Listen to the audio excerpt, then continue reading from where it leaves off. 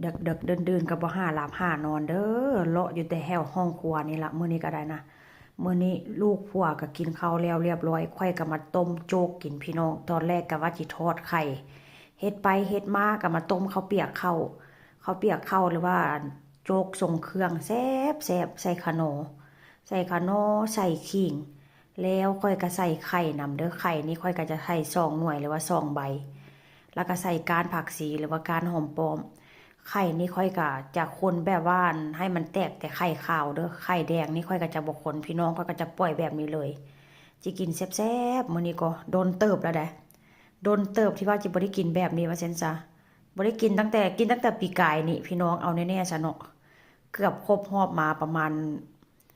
เกือบ6-7 เดือนนี่แหละว่าซั่นซะที่ว่าบ่ได้กินข้าวต้มหรือว่าบ่ได้กินข้าวเปียกข้าวภาษาลาวบ้านค่อยก็เจ้าก็จะฮ้องว่าเป็นข้าวเปียกข้าวเด้อพี่น้องแต่ถ้าหากว่าเป็นภาษาไทยเขาเจ้าก็จะฮ้องว่าโจ๊กทรงเครื่องแม่นบ่เห็นบ่พี่น้องน่ากินบ่ไข่ยังบ่ทันแตกไข่ใบนี่นะยังเป็นแบบว่ายังเป็นไข่ดาวเป็นไข่มะตูมอยู่ใส่คงใส่ขิงหอมแท้หอมว่ามื้อนี้ก็จิกินขิงแล้วก็จิย่ำกินแบบว่าย่ำขิงนะพี่น้องเพราะว่าขิงมันก็ช่วยแบบมีสรรพคุณหลายอย่างว่าเช่นซะช่วงนี้ทั้งพวกต้มพวกแกงอีหยังก็จิใส่ขิงแล้วก็จิใส่ก้านหอมป้อมก็เลยว่าก้านผักชีไปนำแล้วก็มื้อนี้ก็บ่ได้ใส่หยังหลายเด้อใส่ขะโหนเกลือก็บ่ได้ใส่เด้ใส่ขะโหนใส่ซีอิ๊วขาวแล้วก็จิกินกับแคบหมูมื้อนี้นะเป็นจังไดพี่น้องหน้าตาสีสันน่ากินบ่ไข่หน่อยนึงหันแตกแล้ว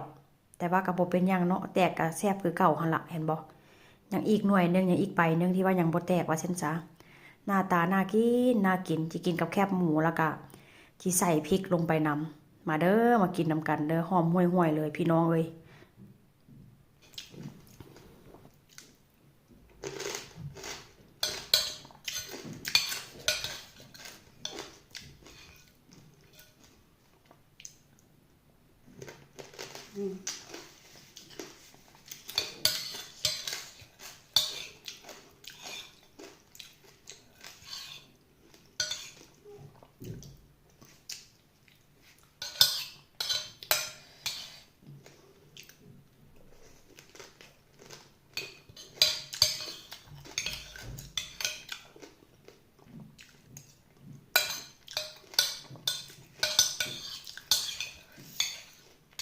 แซ่บขนาดเลย